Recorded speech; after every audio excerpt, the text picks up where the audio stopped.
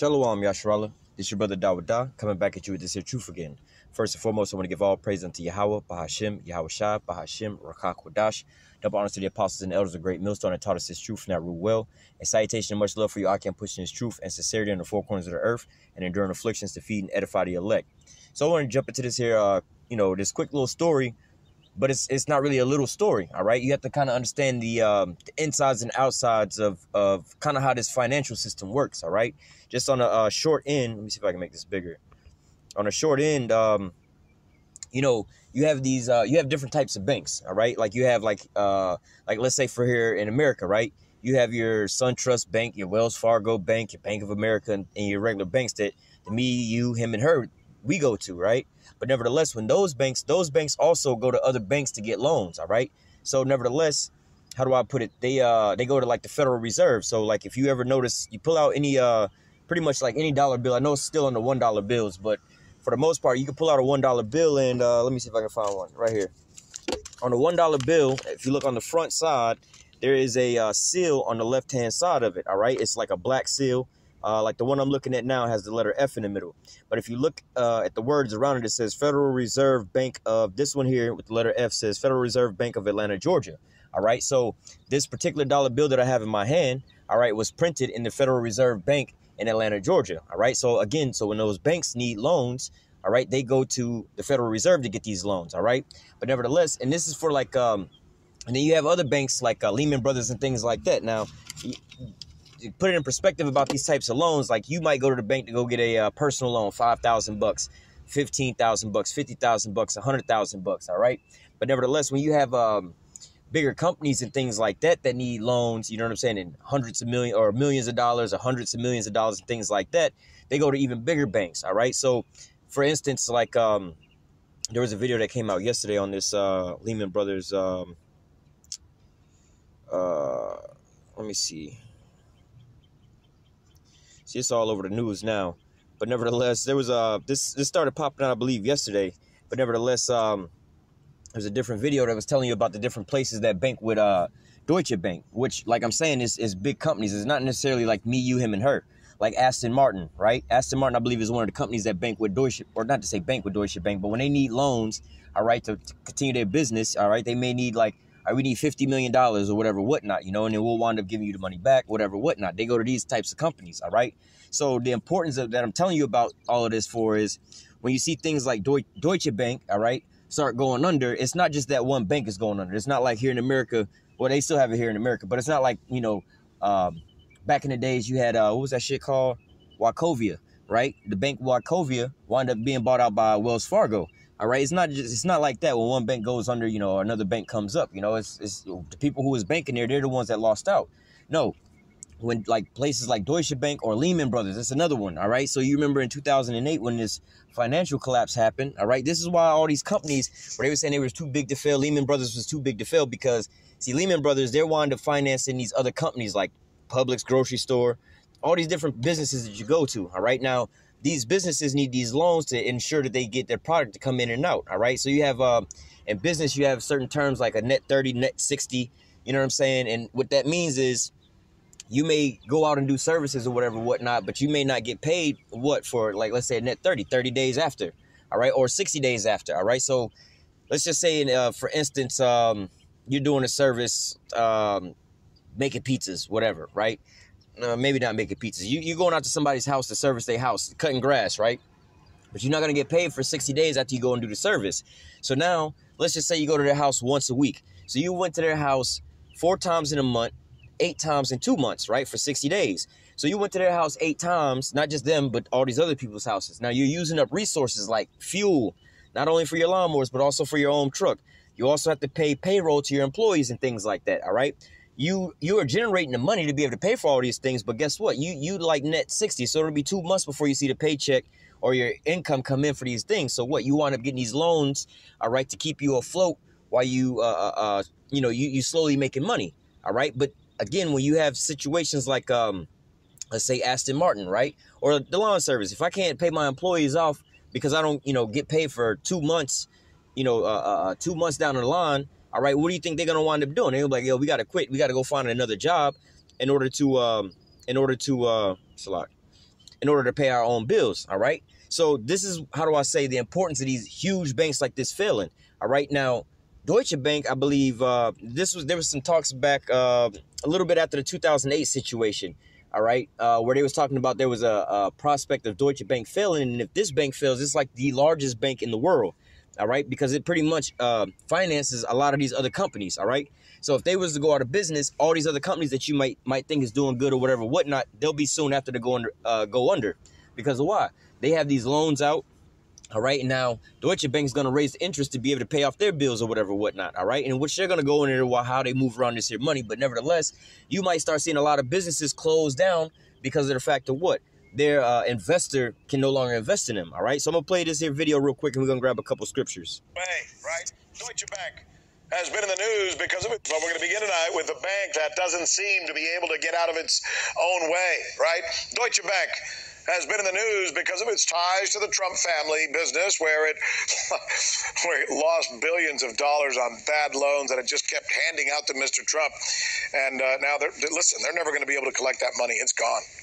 It also reached a $7.2 billion settlement with the U.S. Justice Department in January 2017 for allegedly mishandling investors in the sale of mortgage-backed securities in the lead-up to the financial meltdown.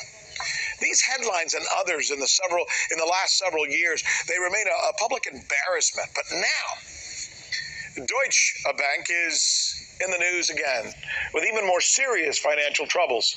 It is firing 18,000 workers over the next 3 years. In fact, many were told to get their stuff and to leave today. Now, normally when a business put out the numbers that they're planning on firing, that's normally like a small portion of what's actually going on. They're like, all right, we got to lay off 1,000 people. Come to find out, nearly 15,000 people get let go, all right? So look, expect for this here bank to wind up losing out a whole lot, and they'll go into it as well. Normally when they project these numbers, it's people at the lower end of the totem pole. But when you're dealing with all this here money and mismanaging and mishandling all this here money, all right, they start cutting off at the top as well, all right? They're pretty much liquidating this here bank, all right? But nevertheless, they're not going to just come out there and tell you that. They're just going to be like, oh, it's slowly failing. We got to so-called put on the brakes before we lose everything, all right? But nevertheless, this is all according to prophecy, man. Everything is coming to an end. Everything is coming to a collapse, all right? What gives? Deutsche Bank says it's simply restructuring its business model. But is it? And joining us now is Professor Richard Wolff, who is a noted economics professor at UMass Amherst, and who's also followed, by the way, by hundreds of thousands of people worldwide. All right, let's talk about this thing with Deutsche Bank. What I'm hearing and reading today from experts is, don't worry about it. All they're doing is restructuring, maybe changing their model somewhat. Not that big a deal. What do you say? I say that you shouldn't believe such stories. It may be true. That's the whole point. It may be, but it may not be. And that's the terrible condition we're in. To listen. And in all reality, look, man, they're not going to tell you that the ship is sinking and we all finna die, man. You're never going to have a scenario like that, man. Because why? They know in scenarios like this, just like if your bank was about to close down, man, they're not going to tell the people, look, we're going to wind up closing down because we can't pay the bills at 2 months on that Thursday. Because what will happen? Everybody will run to the bank and try to withdraw all their money. They'll wind up collapsing out way earlier, all right? And in situations like this, all they're doing is trying to slowly siphon out as much money as possible. Just like the stock market right now, all right? This is why they so-called have all the stock market going up and things like that. And they're giving out all these new loans, and money is easily for you to be able to get right now, all right? They gave you this new credit score and everything like that because why? They need to prop up this here stock market so they can pull out the real money up out of there, all right? These so-called smart investors and stuff like that, all right? They're basically pulling their money out because they know it's the end-all be-all, but then they're making it to the people who don't know, make it seem like it's the best time to go ahead and get in there, all right? So what? A lot of people are taking, just like the housing market crash, man. All right, they knew what they was doing. They needed more people to turn more loans, more people to get in more debt so they can start making more money off of interest. So what did they wind up doing? They told everybody, oh, this is the perfect time for you to get a new house. We got this new deal, new plans and everything like that. Everybody jumped into it, and then what they do? They wound up pulling the plug. All right, after they pulled the plug on it, they wound up liquidating all of that and wound up coming up on everything, all right? Let me continue on with the video. To them, the people that, the so-called experts, let me just remind you, in the months leading up to the collapse of Lehman Brothers back in 2008, the kind of opening gun together with the collapse of Bear Stearns that brought us the global capitalist collapse, it would be easy to find statements by experts, by bank CEOs, by Wall Street commentators telling us not to worry, it's a detail, it only affects one bank. None of that is normally true. Deutsche Bank is the biggest bank in Germany. It is one of the biggest banks in Europe and the world. If it has serious troubles, those troubles are also affecting other banks, and they're affecting the interactions between a monster bank like Deutsche and all the other banks, since these banks do enormous amount of business with one another. The truth, like I was explaining earlier, all right, you'll have people like, let's say, for instance, Bank of America or any company, you know what I'm saying? These bigger companies that need bigger loans, they're not going to go, you're not going to have Ford or General Motors go over to the Bank of America and try to get a business loan, all right? They're not like me and you. They don't need the same type of money that we need. You know what I'm saying? If we're trying to start a business, you might need 20,000, 40,000, 50,000, 100,000.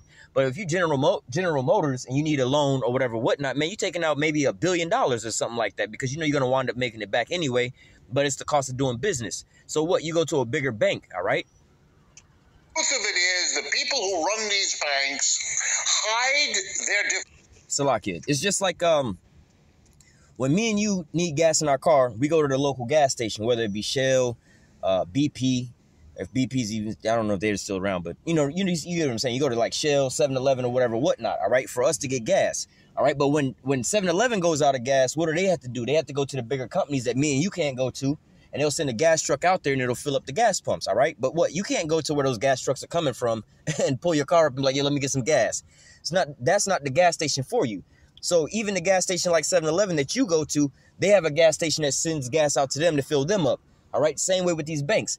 Just because you go to a bank like a Bank of America or whatever, whatnot, they wind up getting loans and money from other banks, bigger banks. So, for instance, going back to the gas situation, if 7-Eleven's supplier of their fuel wound up not being able to get gas out to 7-Eleven, do you think you're going to be able to get gas at the 7-Eleven? No, because they don't have anybody to be able to give it to them. So what? You're going to wind up collapsing when they collapse. So because 7-Eleven's gas supplier is out of business or can't get gas to them, that means you can't get gas, all right? Salaki, give me 1 second.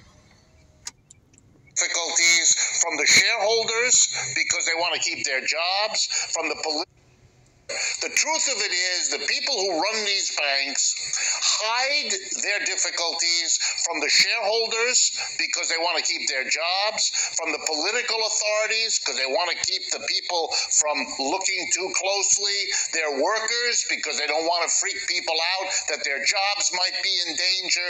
So what we're left with is very little. Lots of PR and a big question mark, because clearly that bank is in serious trouble, but we won't know the extent of it until they're good and ready or something blows, and then the whole game is up. Yeah, see, that's what And that's exactly what's going to happen, man. Just like the housing collapse in 2008, man.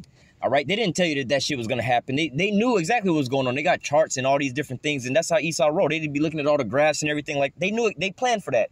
All right, but they wasn't going to tell you that, because then why? You'd be like, you know what? I don't even want to get no loan if they're going to take everything that I got. They need you to come up in there, all right? And then also with these certain banks and these certain companies that was going under, like General Motors, like Hummer and Saturn and Pontiac, all right? Just imagine if right before the collapse and all those things, you went and started investing into those companies, all right? Right before the collapse came, I guarantee there was somebody at the Pontiac dealership buying a brand new Pontiac. There was somebody at the Saturn dealership buying a brand new Saturn. But guess what? The very next day, hey, that car company ain't there no more, man. You basically bought the last of the last car, and that's exactly what these companies, they wanted to do. They knew they was gonna wind up consolidating those businesses, but what? They're like, well, shit, we gonna be selling cars all the way up to the very last minute, man. And we're not gonna go ahead and tell people, because why? You're gonna have a lot of people who already have these vehicles or whatever, whatnot, try to run and return them back, try to get some of their money back, and then that's just less money we got in our pocket, man. We don't need this massive chaos and panic to go on, so we'll just not tell them what's going on until the very end. I'm thinking as well, when it gets to the point where you have to fire 18,000 people.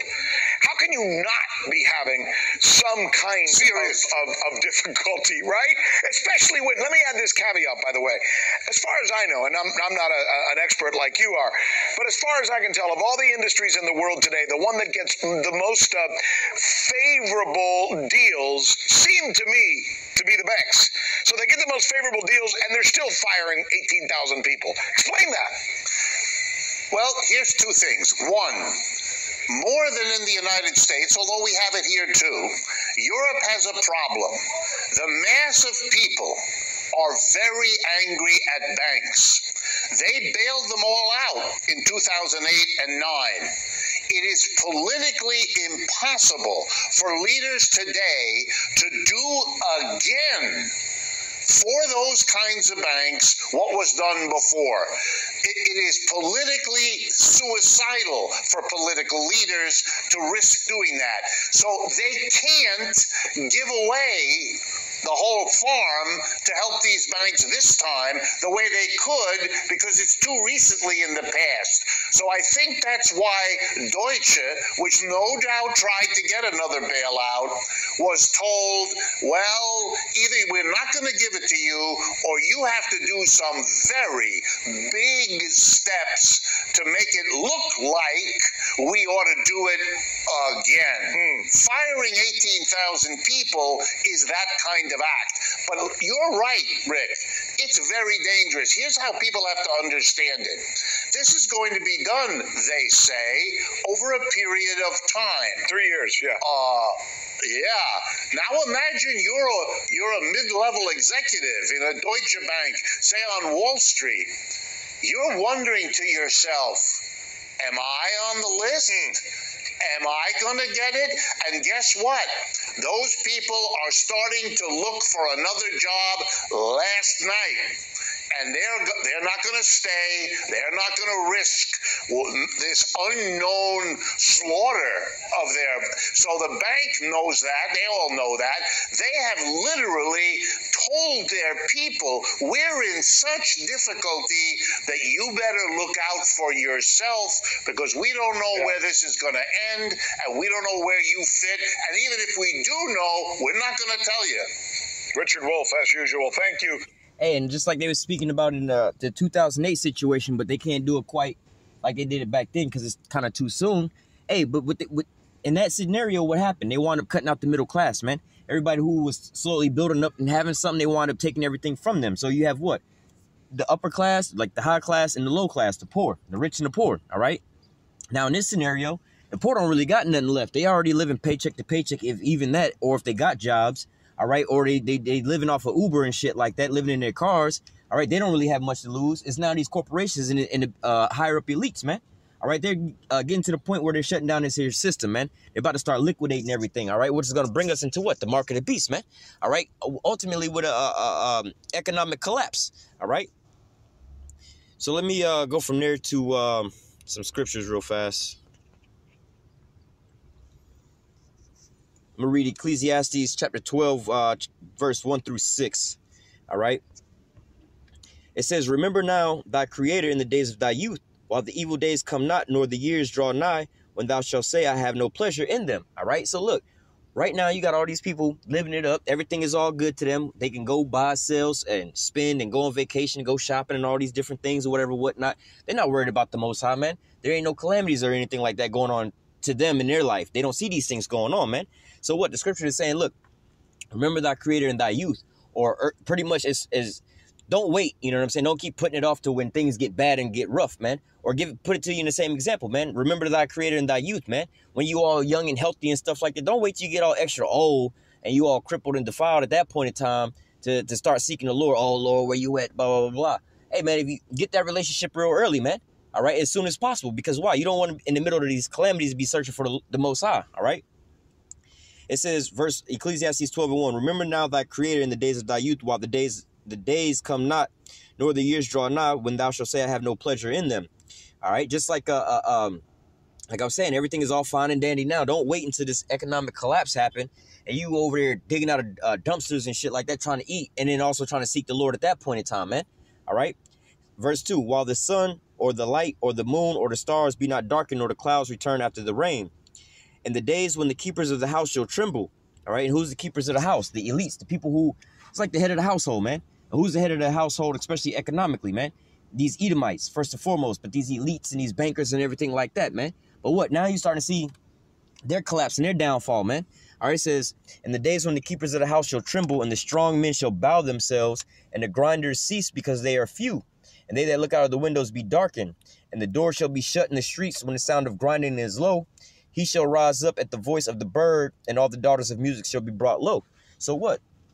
There's going to come a time where the keepers of the house, or the elites, the higher-ups, the people that's in a better position than me and you, they're going to start trembling. All right? Like I said, most of us don't know what the fuck a Deutsche Bank is, man. But you say this to these people who's really invest in certain shit like that, the higher-ups like General Motors and things like that. You tell them about that type of shit, or the people at Aston Martin, like, oh, shit, wait a minute. Our investors might be going broke. Like, what does that mean for us, man? We got to make it through this here year to get this here out. You know, we're paying these people off, man. What are they going to do? Hike up our interest rate to try to pay off their bills and then just to consolidate, man? That means everything is going bad, man. That's just like you went out and bought a house, you got a mortgage now, but then now you got fired from your job. That means you ain't got no more income coming in to pay off your bills. You can already see, damn, first the lights, then the water, then they're going to give me an eviction notice, man. All right, then my credit going to be all fucked up. Then I'm going to be shit out of luck, man. All right, but this is the times that's coming, man, when the door's going to be shut in the streets, man. All right, and the grinding is ceased, because why? Business is going to start slowing down. Business is going to start shutting down and things like that. And you see this with these banks like Deutsche Bank, which provides funding for a lot of different companies. All right. It says, verse 5, also, when they shall be afraid of that which is high, and fear shall be in the way, and the almond tree shall flourish, and the grasshopper shall be a burden, and desire shall fail because man goeth to his long home, and mourners go to the street. All right, and that's what you got going on now, man. You got a lot of depressed people and shit like that. Hey, look at these Edomites committing suicide because why? They falling on financial trouble, man. Verse 6, or the silver cord be loosed, or the golden bowl be broken, or the pitcher be broken at the fountain, or the wheel be broken at the cistern. All right, all your little luxurious things are starting to go away now, man. All right, instead of, you know, you got the new Lamborghini, whatever, whatnot, the new Maserati, whatever, whatnot. Now you got to get rid of all that shit, get rid of your big ass house. All right, and you got to go take a goddamn Uber and shit, man. All right, this is when these you know, this is the times that we coming into right now. All right, well, we already been in this times for everybody in the low level, talking about after 2008 and shit like that. There's a lot of people in a messed up economic situation. All right, but now this is starting to hit these big companies and things like that. And we already seen a lot of these companies are going out of business. All right, a lot of these companies are losing their steam, man. We seen that right before Christmas last year. All these companies like Toys R Us going out of business like the same fucking month as Christmas, man. Like, how the hell Toys R Us go out of business in December? You see what I'm saying? Why didn't y'all just wait to January after you made your December sales, which you make all your sales around Christmas time anyway? Why don't you just get that little bit of money and just go ahead and close it out?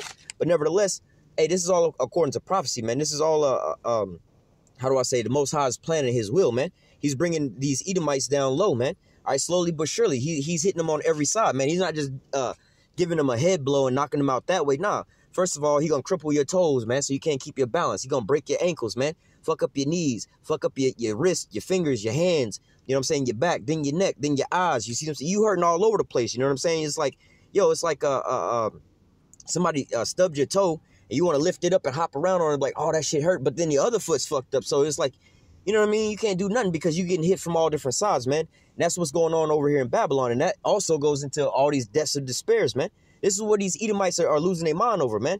It's kind of hard for Jake to really see economic problems and shit like that, because in reality, Jake ain't really got shit, man. All right, Jake like to talk about how the recession happened in 2008 and all how bad it was. Like, you niggas didn't have shit. First of all, how the fuck you don't know nothing about no recession, man. All right, you don't know nothing about no depression, man. All right, there was a small group of us who was actually getting into that middle class that wound up getting all their shit taken away. But for the most part, Jake didn't have nothing to be. You got to have something to be able to have it taken away from you. All right, you can't just how do I say, get evicted from out of house you don't even fucking own, man. How you get evicted up out of house and you homeless, man?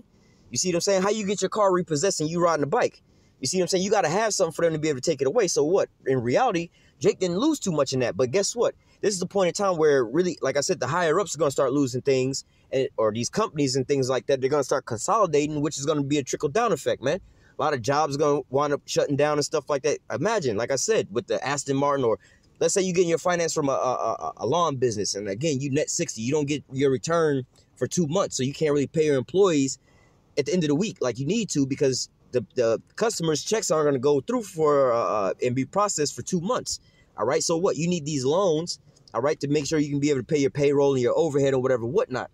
But if you can't get those loans, secure those loans, or the interest rates on those loans are too high, it's going to drive your small business out of business, because you can't pay your employees, you can't pay for your overhead, you can't pay for your resources, which is going to in turn leave a lot more people unemployed.